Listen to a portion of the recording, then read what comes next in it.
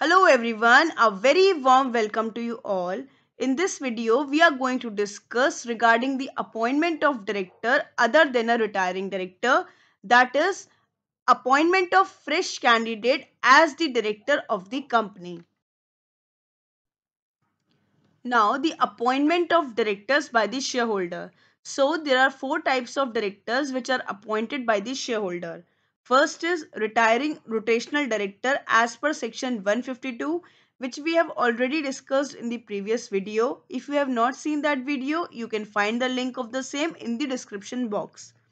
Next is fresh candidate, which we are going to discuss in this video. Next is small share holder director, वो director जो small share holders elect करते हैं. And the last is proportional representative as per section 163 of companies act 2013. Right of the person other than the retiring director. तो as per section 160 कोई भी person जो retiring director नहीं है वो eligible हो सकता है for the appointment to the office of director. किस तरह से? जिस दिन भी कंपनी की एजीएम होने वाली होगी उसके एटलीस्ट 14 डेज पहले, means 14 days before the AGM, उनको एक नोटिस देना होगा कंपनी में, जिसमें वो अपनी इंटेंशन को मेंशन करेंगे कि वो कंपनी के डायरेक्टर बनना चाहते हैं.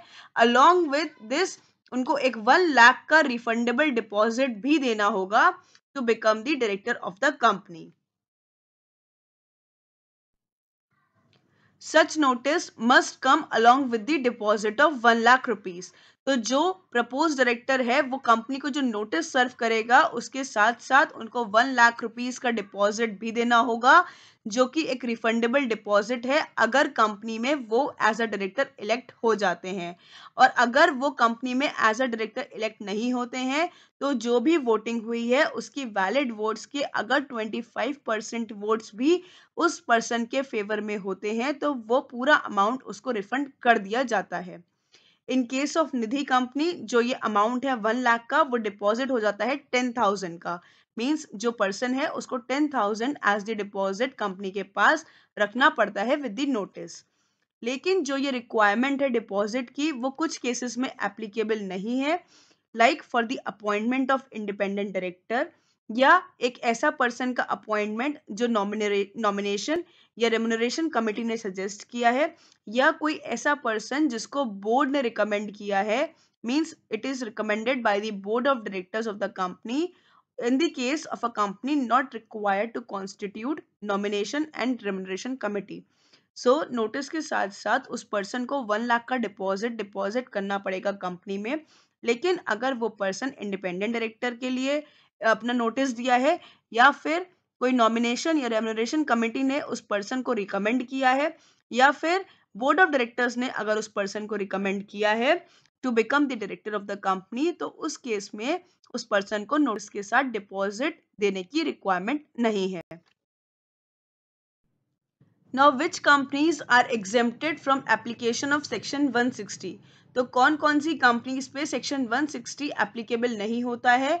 Section 160 is not applicable to government companies. जितनी भी गवर्नमेंट कंपनीज हैं जिनकी entire paid up share capital is held by central government jointly या सेवरली, या फिर in case of subsidiary of government company, अगर कोई कंपनी जो कि गवर्नमेंट कंपनी की सब्सिडरी है जिसमें entire paid up share capital is held by that government company. या फिर ये 160 सेक्शन कौन सी पे एप्लीकेबल नहीं है? It is not applicable to private companies, section 8 companies जिनके आर्टिकल्स प्रोवाइड करते हैं for the appointment of directors.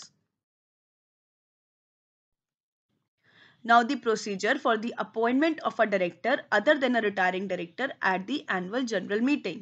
In case of a public company, the following procedure is to be adopted. जो भी person होगा या जो भी कैंडिडेट होगा जो कंपनी का डायरेक्टर बनना चाहता है वो अपनी इंटेंशन कंपनी को सर्व करेगा at least 14 days before the AGM. जिस दिन भी कंपनी की जनरल मीटिंग होने वाली होगी उस दिन से एटलीस्ट 14 डेज पहले उस पर्सन को अपनी इंटेंशन देनी होगी या नोटिस देना होगा कंपनी को along with the deposit of 1 lakh rupees. Next is on the receipt of notice. अब कंपनी के पास जब उस पर्सन का नोटिस आया है 14 डेज बिफोर द एजीएम, तो कंपनी क्या करेगी, कंपनी उस नोटिस को सभी मेंबर्स के पास भेजेगी, उस कॉपी ऑफ नोटिस को सभी मेंबर्स के पास भेजेगी at least 7 days before the meeting.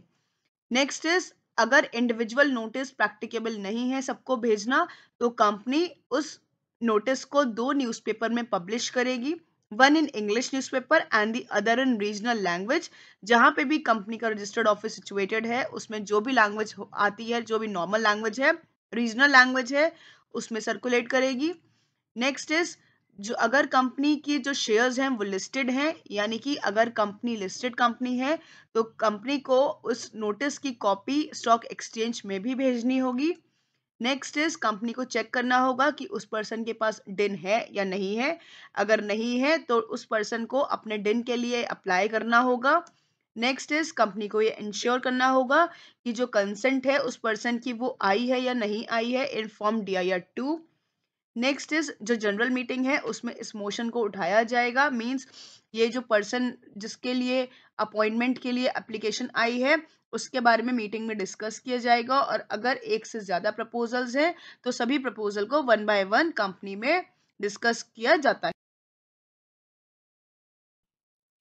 Next is in case of a listed company, company को जो वो मीटिंग हुई है उसका जो नोटिस है और जो भी प्रोसीडिंग्स होती हैं उस जनरल मीटिंग की वो उस स्टॉक एक्सचेंज पे भेजनी होती है जहां पर भी कंपनी लिस्टेड होती है। नेक्स्ट इज अगर वो पर्सन डायरेक्टर अपॉइंट हो जाता है तो उनको वो जो 1 लाख रुपीज थे वो रिफंड करना होगा कंपनी को, मीन्स जो भी डिपॉजिट आया था वो उस मेंबर को या उस पर्सन को रिफंड करना होगा। नेक्स्ट इज जब डायरेक्टर वो अपॉइंट हो जाता है पर्सन तो कंपनी की ये रिस्पॉन्सिबिलिटी बनती है कि वो फॉर्म DIR-12 में ROC के पास फाइल करें with the requisite fee regarding the appointment of director, means वो बताना होता है ROC को with in 30 days of the appointment कि ये पर्सन हमारी कंपनी में अपॉइंट हुआ है एज अ डायरेक्टर। नेक्स्ट अगर कोई प्राइवेट कंपनी है तो कोई भी एडिशनल रिक्वायरमेंट जो उनके आर्टिकल्स ऑफ एसोसिएशन में मेंशन है उसको भी फॉलो किया जाता है। अगर कोई लिस्टेड कंपनी है तो जो भी पर्टिकुलर्स हैं अपॉइंटमेंट ऑफ डायरेक्टर के वो स्टॉक एक्सचेंजेस में भी जाते हैं। नेक्स्ट इज जो भी पर्टिकुलर्स हैं डायरेक्टर के कंपनी जो स्टैट्यूटरी रजिस्टर मेंटेन करती है उसमें भी एंटर किए जाएंगी उसकी सारी details. Next is after the appointment of the director जो भी कंसर्न डायरेक्टर है वो अपनी जो भी अदर कंपनीज हैं जहां पे वो डायरेक्टर है वहां पे इन्फॉर्म करेगा regarding his appointment in this company. Thank you so much. We'll be back in another video with another topic. So stay tuned.